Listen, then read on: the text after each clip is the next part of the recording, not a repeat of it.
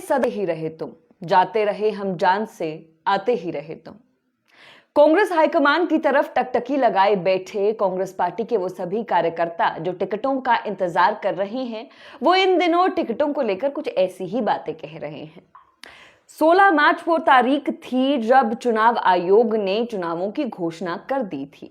इस बात को 49 दिन बीत चुके हैं, लेकिन अब तक कांग्रेस पार्टी अपने प्रत्याशी घोषित नहीं कर पाई है। 49 दिन बाद भी 3 विधानसभा सीटों पर कांग्रेस पार्टी को प्रत्याशी नहीं मिले। आखिर ऐसे किस मंथन में पार्टी फंसी हुई है, आज चर्चा इसी पर करेंगे।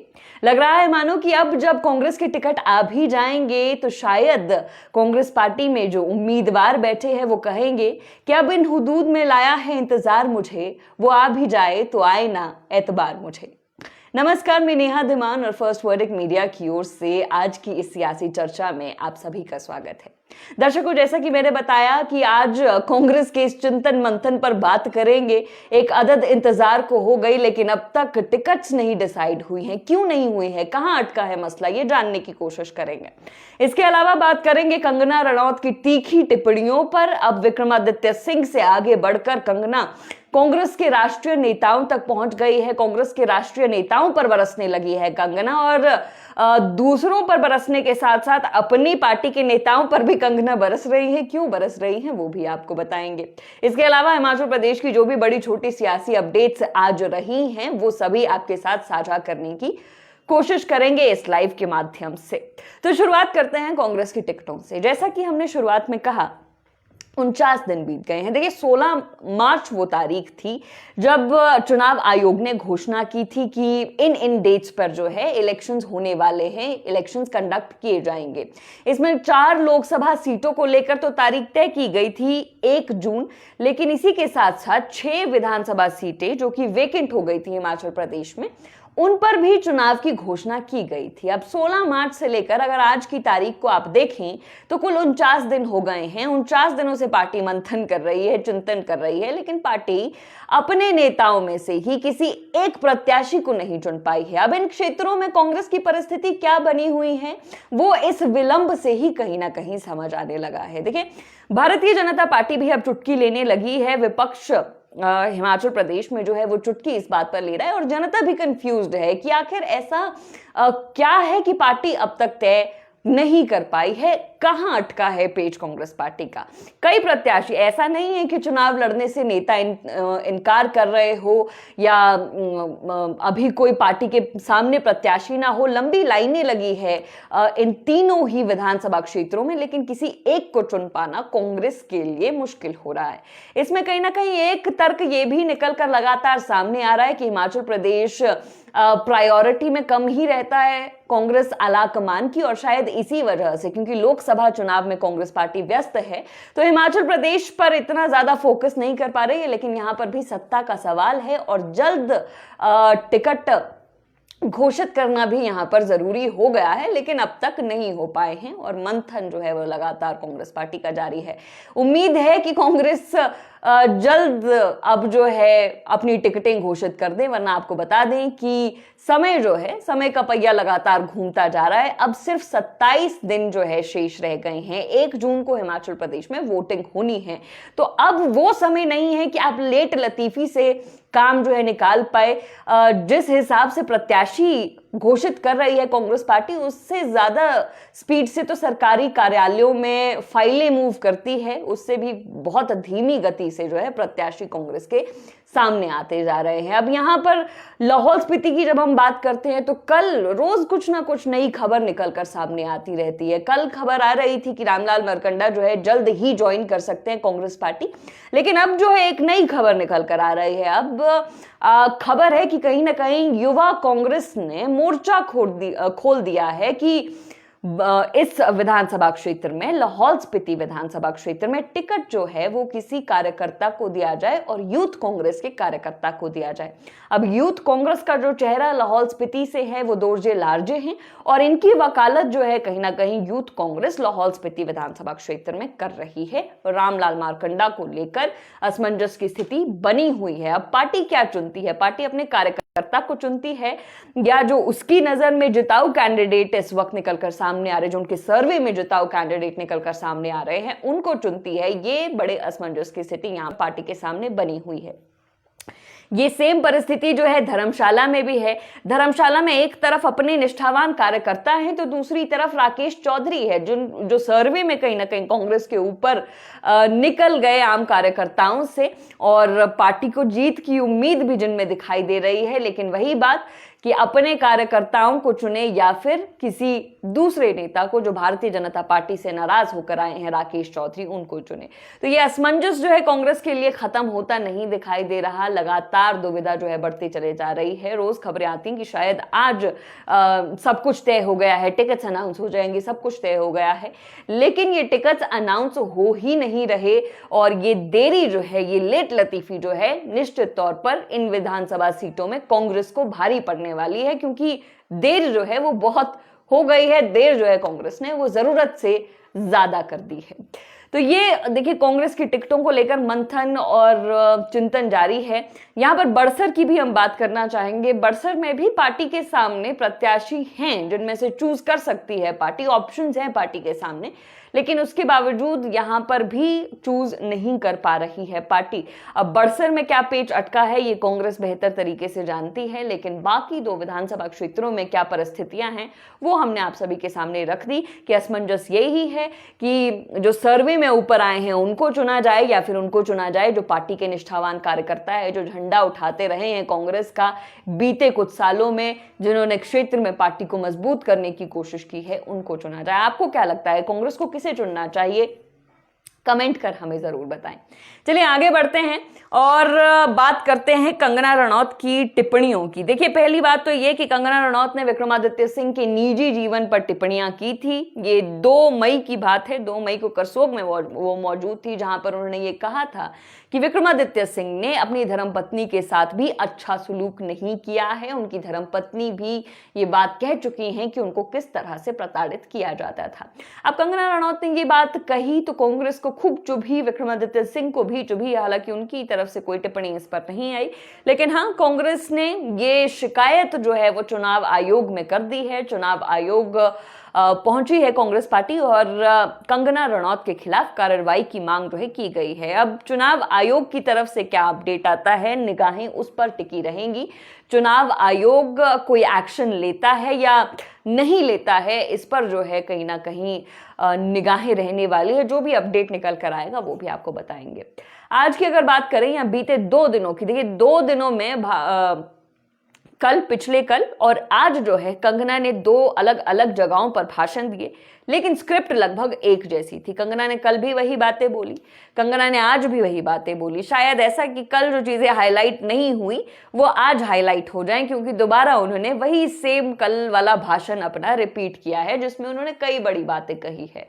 कंगना ने राष्ट्रीय नेताओं पर टिप्पणियां की हैं कांग्रेस की, और क्या वो टिप्पणियां हैं वो आपको बताना चाहेंगे। देखिए, कंगना ने कहा कि मैं समझती हूं कि ये जो पार्टी है कांग्रेस, ये अंग्रेजों की छोड़ी हुई बीमारी है भारत में, और अंग्रेजों की छोड़ी हुई बीमारी है जिससे भारत जो है वो ग्रस्त था, लेकिन अब इसको हटाने की जरूरत है, ये उन्होंने कहा। इसके अलावा उन्होंने ये भी कहा कि उनकी जन्मभूमि ने उनको वापस बुलाया है और यहाँ पर जो है वो जनता की सेवा करना चाहती हैं। इसके अलावा उन्होंने मोतीलाल नेहरू से शुरुआत की और उसके बाद से लेकर अब तक राहुल गांधी पर उन्होंने टिप्पणियां करने से कंगना पीछे नहीं हटी। पूरे परिवार को उन्होंने आज घसीटा है। उन्होंने कहा कि मोतीलाल नेहरू अंबानी जैसे एक व्यक्ति थे जिनके पास संपत्ति कहां से आई किसी को नहीं मालूम। इसके बाद उन्होंने कहा कि जवाहरलाल नेहरू उनके बेटे हुए, वो कैसे प्रधानमंत्री बन गए ये बड़ा सवाल है, आज तक किसी को नहीं मालूम। फिर इसके बाद उन्होंने इंदिरा गांधी पर बात कही। इंदिरा गांधी को लेकर उन्होंने कहा कि वो तो सबसे बड़ी तानाशाह थी और उनसे बड़ी तानाशाह आज तक लोकतंत्र में नहीं देखी गई हैं, वो ऐसी तानाशाह थी। इसके अलावा संजय गांधी पर उन्होंने बात की कि संजय गांधी तो वो नेता थे जिन्होंने लोगों की पकड़ पकड़ के नसबंदी करवाई है। इसके बाद राजीव गांधी को लेकर भी उन्होंने टिप्पणियां की और फिर राहुल गांधी को लेकर भी उन्होंने कई टिप्पणियां की। राहुल गांधी को उन्होंने कार्टून आज कहा और इस तरह की जो टिप्पणियां जिस तरह लगातार सामने आती रहती है कंगना की तरफ से, आज उन्होंने कार्टून जो है वो कहा है। राहुल गांधी को जब घेर रही थी कंगना रनौत, वो कह रही थी कि राहुल गांधी जो है वो चांद पर आलू उगाना चाहते हैं, ऐसे कार्टून हैं। तो इसी के साथ साथ वो घेरना चाहती थी तेजस्वी यादव को। कंगना ये कहना चाहती थी कि तेजस्वी यादव गुंडागर्दी करते हैं, जो कि आरजेडी के नेता हैं, और वो गुंडागर्दी करते हैं, मछली उछाल उछाल के कहते हैं। लेकिन कंगना फ्लो में बोल गई कि तेजस्वी सूर्या गुंडागर्दी करते हैं और मछली उछाल उछाल के खाते हैं। आपको बता दें कि तेजस्वी सूर्या भारतीय जनता पार्टी के ही नेता है, सांसद है भाजपा के, और भारतीय युवा मोर्चा जो है, भारतीय जनता युवा मोर्चा, उसके राष्ट्रीय अध्यक्ष हैं तेजस्वी सूर्या। बड़ा नाम है तेजस्वी सूर्या, और उनका नाम उन्होंने ले लिया, उन्होंने कह दिया तेजस्वी सूर्या गुंडागर्दी करते।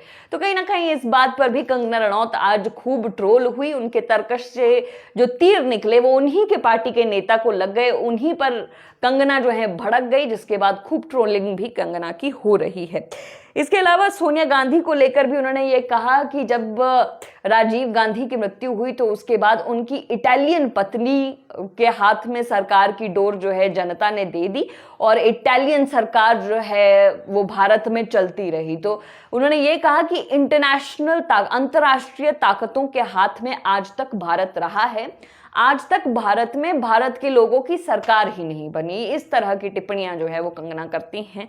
हिस्ट्री की क्लासेस न जाने कहाँ उनकी लगती हैं, लेकिन वो इस तरह की बातें जो हैं करती है। और आज भी उन्होंने कहा है कि अब तक इंटरनेशनल लोगों के हाथ में ही थी, और अब जब से 2014 के बाद से आज़ादी मिली और 2014 के बाद से ही सब कुछ हुआ कंगना के लिए, वैसा ही आज भी उन्होंने कुछ कहा कि 2014 के बाद से भारत के लोगों की सरकार जो है वो बन पाई है। उससे पहले जो है इंटरनेशनल सरकारें भारत में थी। अब इसमें अटल बिहारी वाजपेयी की भी सरकार थी, उनको वो क्यों कंसिडर नहीं करती हैं, ये बड़ा सवाल है, जो भारतीय जनता पार्टी को मैं समझूंगी कि भारतीय जनता पार्टी के नेताओं को उनसे पूछनी चाहिए कि अटल बिहारी वाजपेयी की जो सरकार थी उसको वो क्यों कंसिडर नहीं करती हैं। इसके अलावा कंगना ने एक और बात भी आज कही है जो मैं समझती हूँ कि आप सभी के साथ साझा करनी बहुत ज़रूरी है। कंगना ने खुद की तारीफ, अपने मुंह मियाँ मिट्ठू भी वो बनते रहती हैं, और आज जो उन्होंने ये कहा कि मुझे ये कहते हैं कि मैं अपवित्र हूँ, लेकिन मुझे पद्मश्री अवार्ड मिला है, तो ऐसे में उनको अपवित्र कहना गलत बात है क्योंकि उनको पद्मश्री अवार्ड मिला है। अब इसके पीछे क्या लॉजिक है कंगना का, it is far away from what I can think. आप खुद ही समझने की कोशिश करिए कि क्या लॉजिक है इस बात के पीछे कि पद्मश्री अवार्ड मिला है तो उन पर टिप्पणियां किसी पर भी नहीं की जानी चाहिए। अगर किसी को पद्मश्री अवार्ड नहीं मिला है तो क्या उन पर टिप्पणियां होनी चाहिए? बिल्कुल नहीं, उन पर भी टिप्पणियां नहीं होनी चाहिए, और जिसको पद्मश्री मिला है उस पर भी नहीं होनी चाहिए। लेकिन ये किस कंटेक्स्ट में यहाँ पर कंगना लेकर आई हैं, that is out of my league to be very honest. इसके अलावा एक और बात उन्होंने कही कि इंडस्ट्री में, पूरी फिल्म इंडस्ट्री में, अगर अमिताभ बच्चन के बाद किसी को रिस्पेक्ट मिलती है, किसी को अटेंशन मिलती है, मैं जहां भी जाती हूं वहां पर लोगों की भीड़ उमड़ आती है, तो अमिताभ बच्चन के बाद इंडस्ट्री में अगर किसी एक्टर को इतना प्यार मिलता है, इतनी अटेंशन मिलती है, तो वो मैं हूं। ये भी आज कंगना रनौत ने ये बात भी आज उन्होंने कही है कि मेरे अलावा कोई ऐसा एक्टर नहीं है। मैं जहां भी जाती हूँ, चाहे मैं राजस्थान जाऊं, चाहे मैं हिमाचल जाऊं, चाहे मैं सरका घाट जाऊं, चाहे मैं रामपुर जाऊं, जितनी भीड़ मेरे लिए उमड़ती है उतनी शायद किसी और एक्टर के लिए नहीं उमड़ेगी अमिताभ बच्चन के अलावा। ये बातें उन्होंने आज कही है। अब आप इसको खुद एनालाइज कर सकते हैं। देखिए, कंगना रनौत जिस तरह की बातें करती हैं, इसका उनके काम से कोई लेना देना होगा कि वो कैसे बतौर सांसद कैसे काम करेंगी या कैसे नहीं करेंगी, ये आने वाला वक्त ही बताएगा। क्योंकि सांसद अभी तक तो कंगना रही नहीं है, या अभी तक वो किसी भी पोजीशन पे रही नहीं है। अब सिर्फ उनके बयानों से आप रिलेट नहीं कर सकते कि वो किस तरह से काम करवाएंगी। हो सकता है वो बहुत अच्छा काम करवाएं, लेकिन जिस तरह के बयान वो देती हैं कई बार, वो बहुत ज़्यादा एग्जैजरेटेड वे में होते हैं, बहुत ज़्यादा कई बार कंगना बोल जाती हैं, जैसा कि आज उन्होंने कह दिया, तेजस्वी सूर्या को लेकर कह दिया, या जो भी बयान कंगना देती हैं।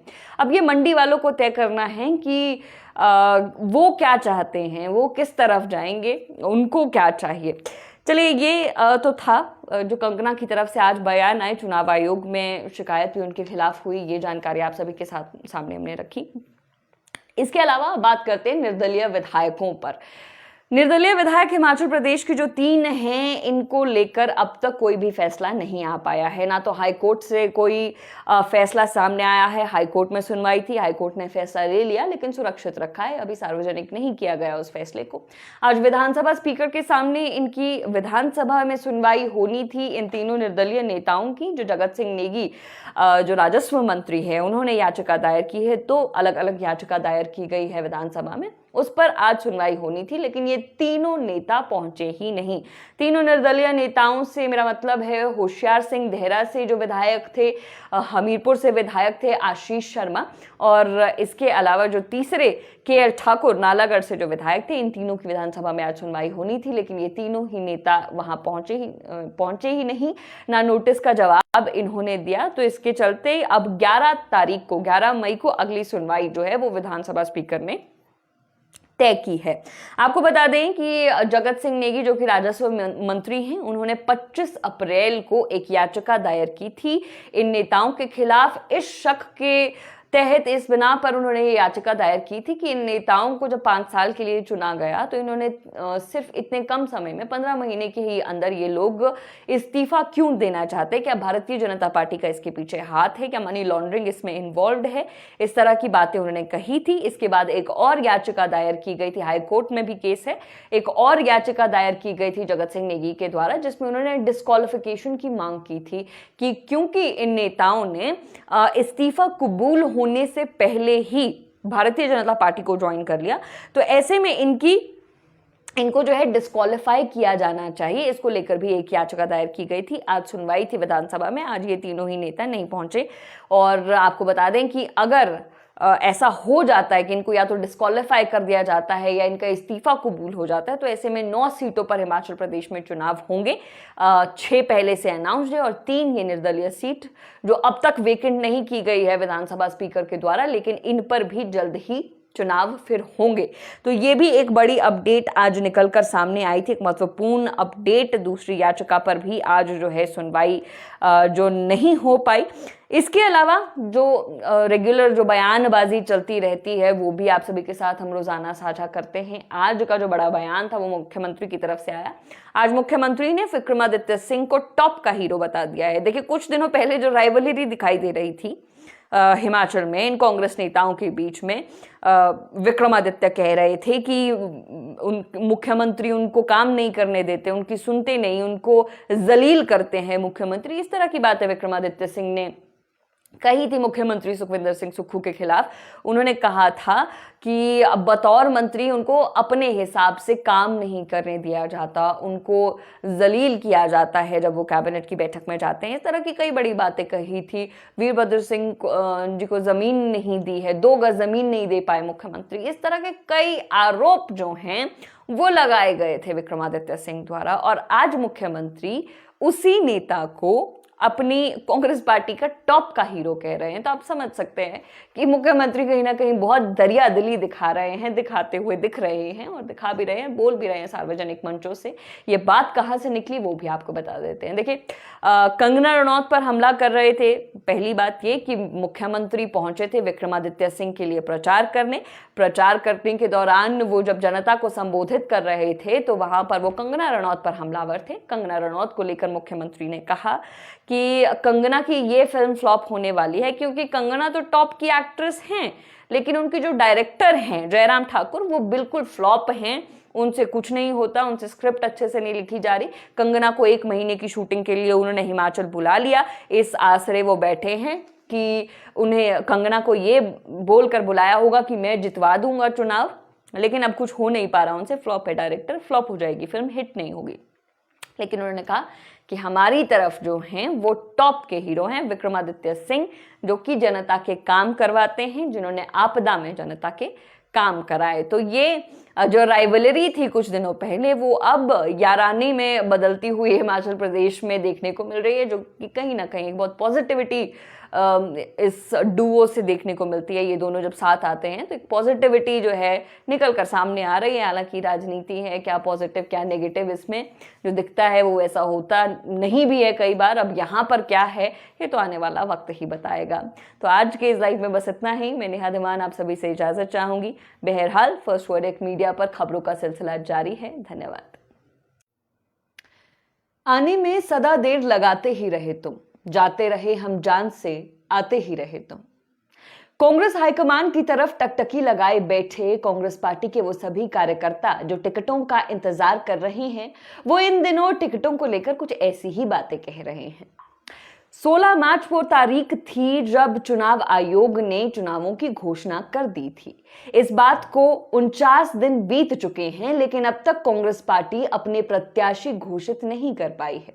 49 दिन बाद भी 3 विधानसभा सीटों पर कांग्रेस पार्टी को प्रत्याशी नहीं मिले। आखिर ऐसे किस मंथन में पार्टी फंसी हुई है, आज चर्चा इसी पर करेंगे। लग रहा है मानो कि अब जब कांग्रेस के टिकट आ भी जाएंगे तो शायद कांग्रेस पार्टी में जो उम्मीदवार बैठे हैं वो कहेंगे कि अब इन हुदूद में लाया है इंतजार मुझे, वो आ भी जाए तो आए ना एतबार मुझे। नमस्कार, मैं नेहा धीमान और फर्स्ट वर्डिक मीडिया की ओर से आज की इस सियासी चर्चा में आप सभी का स्वागत है। दर्शकों, जैसा कि मैंने बताया कि आज कांग्रेस के इस चिंतन मंथन पर बात करेंगे। एक अदद इंतजार